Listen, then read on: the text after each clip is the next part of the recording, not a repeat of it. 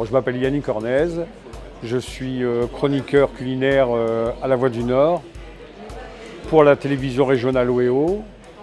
Je suis aussi clown et j'ai édité quelques livres de poésie.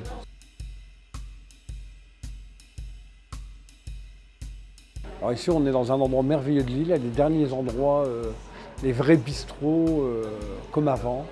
Un endroit qui est centenaire, c'est une histoire magnifique. En face, il y avait un frère qui avait la poule d'or. Il s'est disputé avec son frère. Il est venu s'installer ici, il a créé le Pan d'Or. Malheureusement, la poule d'or a été rasée pendant la guerre 14-18, n'a pas été reconstruite, mais ici, c'est resté intact. Donc depuis avant 14, ce bistrot existe et n'a pas changé.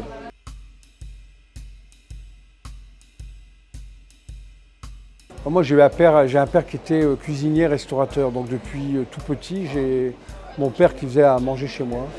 Donc j'ai toujours été habitué à bien manger.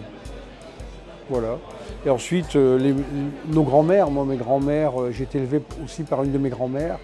Et les grands-mères font une cuisine ménagère, une cuisine simple et une cuisine de tous les jours, mais avec des produits frais. Parce que les mineurs, mon grand-père était mineur, les mineurs ils avaient une qualité, ils avaient tous un jardin. Ils avaient des pigeons, des lapins et un jardin. Donc je mangeais la cuisine du jardin.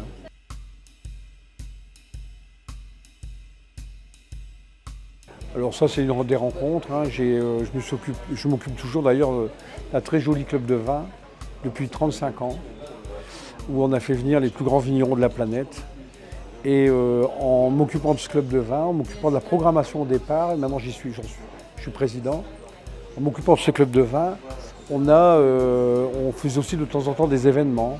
Donc ça a découlé sur des propositions de travail.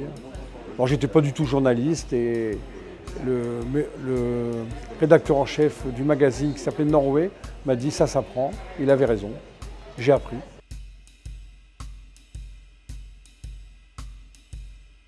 Donc comme c'est quotidien, j'en ai fait plus de 2000. La cuisine c'est immense.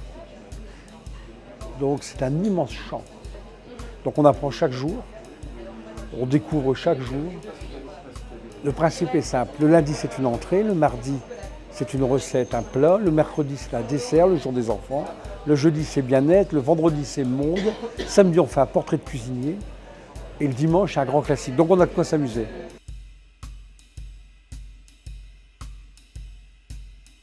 Ça se fait tout seul, après on a un style, moi j'ai un genre de cuisine, je fais comme mon père, je fais à manger chez moi, donc on a un style de cuisine qui nous correspond. Donc moi j'ai une cuisine on va dire un peu soignée, dégraissée, un peu allégée, et puis avec beaucoup de fraîcheur, beaucoup d'herbes, beaucoup d'herbes fraîches, etc.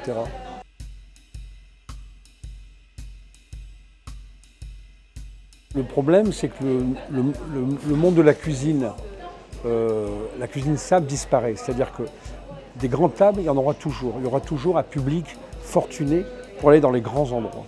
Mais ce qui disparaît, à cause de la nourriture industrielle, c'est les bistrots de chaque jour. Les endroits où on mangeait dans le temps, correctement, frais, tous les jours.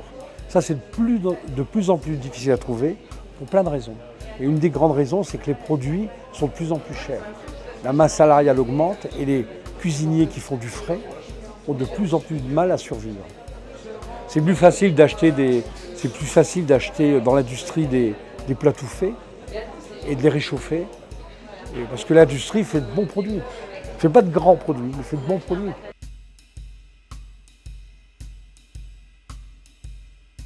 La gastronomie, c'est une forme d'artisanat. L'artisanat, c'est-à-dire qu'on répète le même geste tout le temps. Puis quelques cuisiniers accèdent au statut d'artiste, il n'y a qu'eux qui sont capables de faire certaines recettes. Donc là, ça devient de l'art, bien sûr. Et il y a aussi parfois une très grande sophistication. Dans la cuisine, tout compte. C'est-à-dire déjà, en dehors de la qualité des produits qui est évidente, mais c'est aussi l'odeur, la vue, l'ouïe. Ça craque, ça croustille, ça sent bon, c'est joli. Maintenant, dans la cuisine de très haut niveau, tout est important. C'est une cuisine qui est devenue très sophistiquée. On ne mange plus comme avant. Les gens vont au restaurant, ils vont au spectacle. Quand ils dépensent de l'argent, ils veulent être étonnés. Ils veulent du spectacle.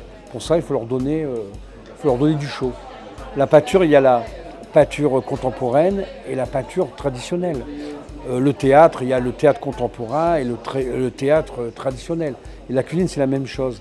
Ce qui est important, c'est d'aller aux deux endroits, de faire vivre les deux endroits, faire vivre les deux choses. Il y avait un critique gastronomique qui était venu à Lille il y a une vingtaine d'années et il n'avait pas été dans un seul restaurant. Il avait fait La Laiterie, qui était à l'époque le restaurant contemporain à la mode, et il avait fait L'Utrière, qui était le restaurant centenaire où on faisait une cuisine un peu d'avant, mais merveilleuse. Bonjour Yannick. Bonjour Jean-Michel. Quel est votre dernier bonheur gastronomique? Mon dernier bonheur gastronomique, je suis allé au Cap d'Aille. J'ai cueilli des citrons, les derniers citrons, le fameux citron de Menton. Et avec ça, j'ai fait de la confiture, une confiture un peu rapide de citron.